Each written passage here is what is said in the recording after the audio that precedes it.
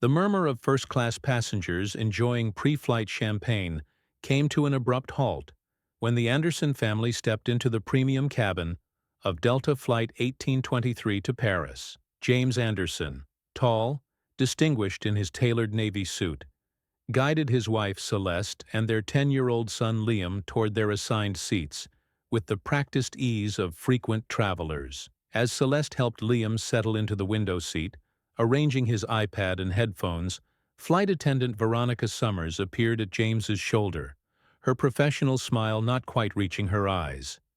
"Excuse me," she said, voice pitched to carry just enough for nearby passengers to hear. "I believe there might be some confusion. This is the first-class cabin." James turned, his own smile unwavering, though something flickered behind his eyes, recognition of a familiar, unwelcome dance. "Yes, I'm aware. We're in seats 2A, B, and C." Veronica's gaze flicked from James's face to Celeste's elegant twist of locks, to Liam's Air Jordans, her assessment as unmistakable as it was inappropriate. "May I see your boarding passes, please?" The request itself wasn't unusual. What made the surrounding passengers shift uncomfortably was Veronica's tone, the same one reserved for explaining complex concepts to kindergartners or delivering bad news to the elderly. James produced 3 boarding passes from his inside jacket pocket. Veronica examined them with exaggerated scrutiny, turning them over as if expecting to find "counterfeit" stamped on the back. "These appear to be first-class tickets," she conceded with obvious skepticism. "But there seems to be some issue with the reservation. Would you mind stepping into the galley so we can sort this out?" "What kind of issue?" Celeste asked, her voice calm but firm as she placed a protective hand on Liam's shoulder. The boy looked up from his iPad, sensing the tension crackling in the air. "It's a technical matter," Veronica replied vaguely, "something the system flagged. If you could just follow me—" "I'd prefer to discuss any concerns here," James interrupted smoothly. "Our tickets were purchased 6 months ago. My assistant confirmed our seats yesterday." Veronica's smile tightened. "Sir, I understand, but these premium seats sometimes get mixed up in the system. First class is quite expensive and—" "And what?" James prompted when she didn't finish the thought. "We've paid for these seats just like everyone else." A silver-haired white man across the aisle lowered his Financial Times, watching the exchange with undisguised interest. Other first-class passengers were similarly abandoning pretenses of disinterest, some frowning in discomfort, others leaning forward in anticipation of drama. "It's just that we have certain regulars in first class," Veronica continued, lowering her voice to a stage whisper that carried perfectly in the hushed cabin. "This route to Paris especially attracts a particular clientele. We want to make sure everyone's in their proper place." The implication hung in the air, as deliberate as it was deniable. Celeste's spine straightened imperceptibly, while James's expression shifted from polite patience to steel. "Our proper place," he repeated, his tone measured, "is in seats 2A, B, and C, as indicated on our boarding passes, which you are still holding." Veronica glanced down at the documents in her hand as if surprised to find them there. "Yes, well, that's what the computer shows. But sometimes these urban youth programs or diversity initiatives don't get properly coded in our system." The cabin went silent. Even the ambient sounds of boarding seemed to fade as passengers processed what they'd just heard. "Urban youth programs?" Celeste echoed, her voice carrying a dangerous calm. "Diversity initiatives?" "What my colleague means," interjected a male flight attendant who had hurried over, clearly sensing the situation spiraling, "is that we occasionally have seat assignment glitches with group bookings. Chad Parker, by the way, lead flight attendant. Is there a problem here?" "The problem," James replied, not taking his eyes off Veronica, "is that your colleague seems to believe the only way a black family could be in first class is through some charitable program." Chad's professional smile flickered for just a moment. "I'm sure that's not—" "Actually," interrupted a middle-aged white woman seated behind the Andersons, "that's exactly what it sounded like to me, too." Veronica's face flushed. I was simply following protocol for flagged tickets. Race has nothing to do with it. Then perhaps you could show me exactly what's been flagged, James suggested reasonably. I don't have to justify myself, Veronica snapped, her customer service veneer cracking entirely. Sir, if you can't cooperate, we have a perfectly nice economy section where people might be more comfortable with my situation. James's eyebrow arched dangerously. You know what I mean, Veronica continued, digging herself deeper. These seats cost thousands of dollars. They're for executives, diplomats, people who regularly— People who look like you? Celeste interjected, her voice level despite the fire in her eyes. By now, most of the first-class cabin was openly watching the confrontation. Liam had set down his iPad, shrinking into his mother's side, his wide eyes taking in the scene with the hyper-awareness of children who've learned early that the world views them differently. This is ridiculous, Veronica declared, reaching a decision. Sir, we need to resolve this before takeoff. You'll need to take a seat in economy while we sort it out. Your family can remain here if there's truly no issue with their tickets. You want to separate our family? Celeste asked incredulously. It's just a precaution, Veronica insisted. We've had incidents of people trying to upgrade themselves inappropriately. I'm not leaving my family, James stated firmly. Either produce actual evidence of a problem with our tickets, or return them and allow us to board in peace. Is there a problem here? Came a new voice, authoritative and crisp. A woman in a pilot's uniform stood at the entrance to the cabin, her captain's stripes gleaming under the overhead lights. Captain Garcia, Chad began, relief evident in his voice. There seems to be some confusion with these passengers' seating assignments. These passengers, James corrected quietly, are the Anderson family. We have confirmed first-class tickets for seats 2A, B, and C. Captain Garcia extended her hand for the boarding passes, which Veronica reluctantly surrendered. After a brief examination, she nodded. Everything appears in order, Mr. Anderson. Please enjoy your flight. Veronica, a word in the galley, please. Veronica's expression cycled through disbelief, alarm, and finally a desperate attempt at recovery. Captain, there's an issue with these reservations that the system— Now please, Captain Garcia cut her off with quiet authority. As Veronica followed the captain toward the galley, Chad turned to the Andersons with a placating smile. I apologize for any misunderstanding. Can I offer you champagne, orange juice, or water before takeoff? Water for all of us, please, James replied, his tone making it clear this conversation was far from over. As Chad hurried away, the silver-haired man across the aisle leaned toward James. Disgraceful behavior, he offered in a clipped British accent. I've flown this route monthly for years, and never seen anything like it. James replied simply.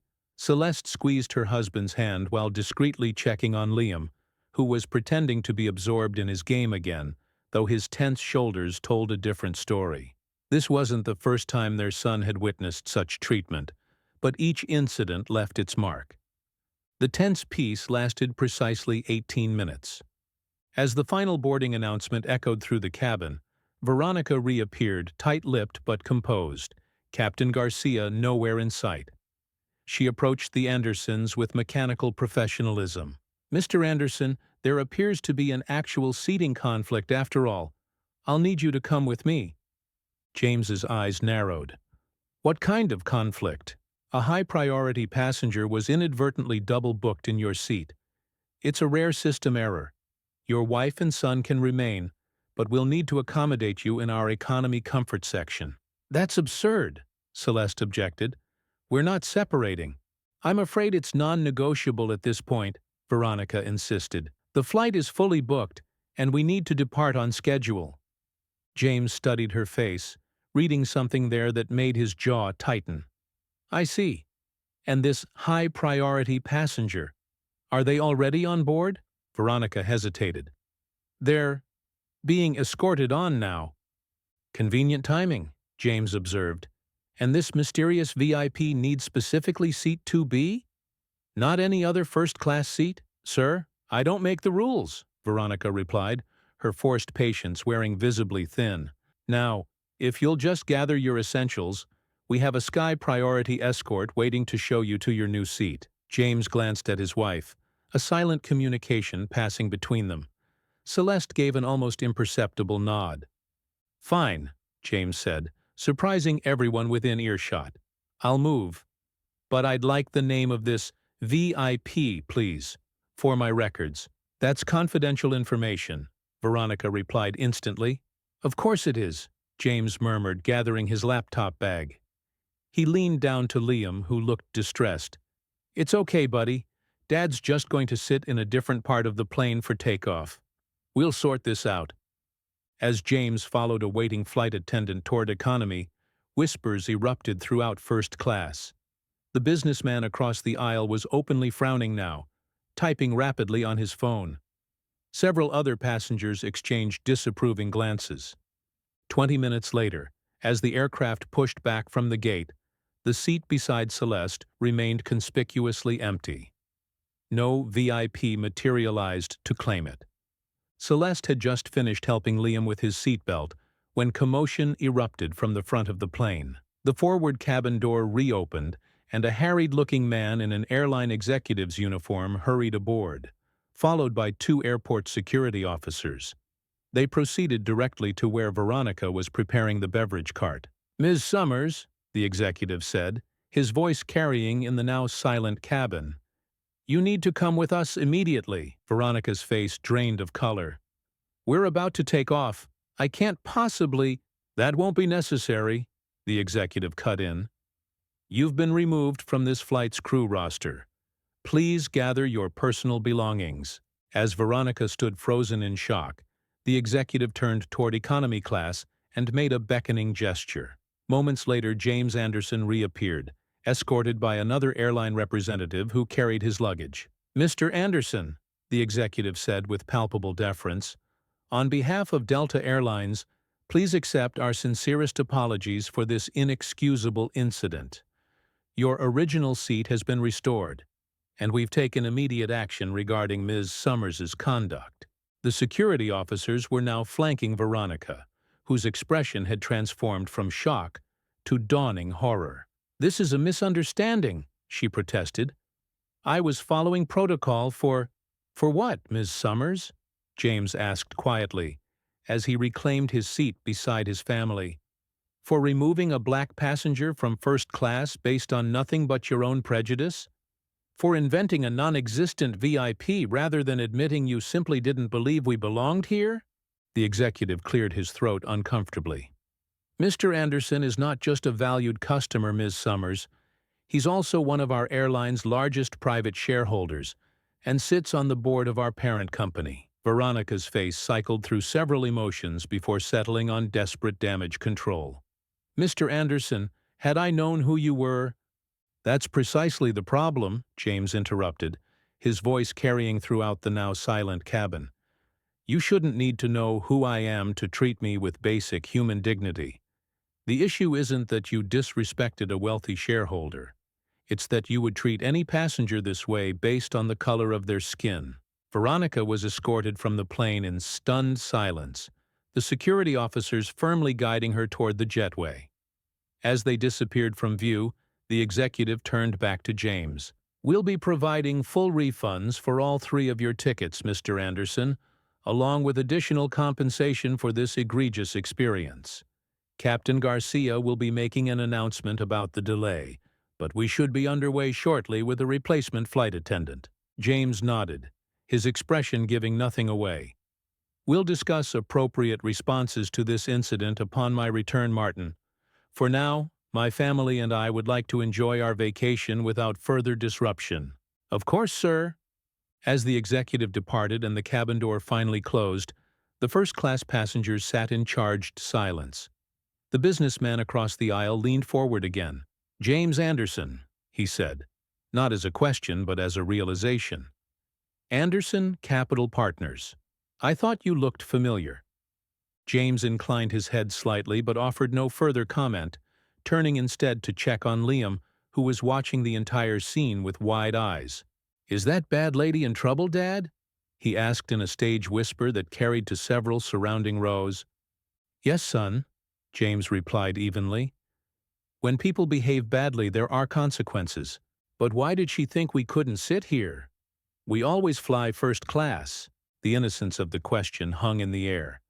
Several white passengers suddenly found their magazines fascinating, while others shifted uncomfortably in their seats. "Some people have certain ideas about who belongs where," Celeste explained gently. "Our job is to keep showing them they're wrong, just by being ourselves." The replacement flight attendant arrived minutes later, a young black woman whose professionalism was matched only by her genuine warmth. As she served the long-delayed pre-takeoff beverages, the cabin gradually relaxed into normal flight rhythms. 3 days later, as the Andersons enjoyed their suite at the Ritz Paris, the incident exploded across social media.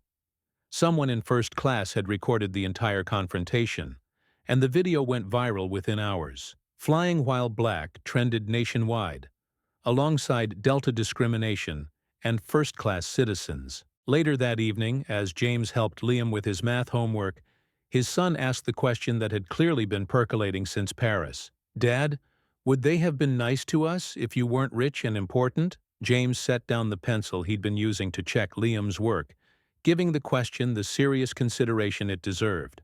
"Probably not," he admitted finally. "And that's exactly the problem. Respect shouldn't depend on how much money someone has or whether they sit on a company board." "Then why did you use it? Your money and importance?" James studied his son's earnest face, recognizing the moral complexity the 10-year-old was wrestling with. "Because sometimes you have to use the tools you have to create change. I used my position not just for us, but for all the people who might have been treated that way without the power to do anything about it." Liam considered this, his young face solemn. "Like when Spider-Man says, 'With great power comes great responsibility,'" James laughed, ruffling his son's hair. "Exactly like that. Now let's finish these fractions so we can beat Mom at Monopoly." 6 months later, a flight attendant named Derek approached James as he settled into first class on a Delta flight to London. This trip was solo, a quick business summit while Celeste and Liam enjoyed the final week of summer before school resumed. "Mr. Anderson," Derek said quietly, "I just wanted to thank you personally.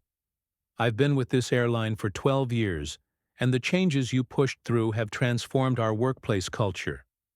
For the first time, I feel like I can report incidents without fear of being labeled oversensitive." James nodded, recognizing the weight behind the simple statement. "Things improving on the passenger side as well?" "Slowly," Derek acknowledged. "Change takes time, but now there are actual consequences, not just for what happened to your family, but for the thousand smaller indignities that used to be written off as misunderstandings."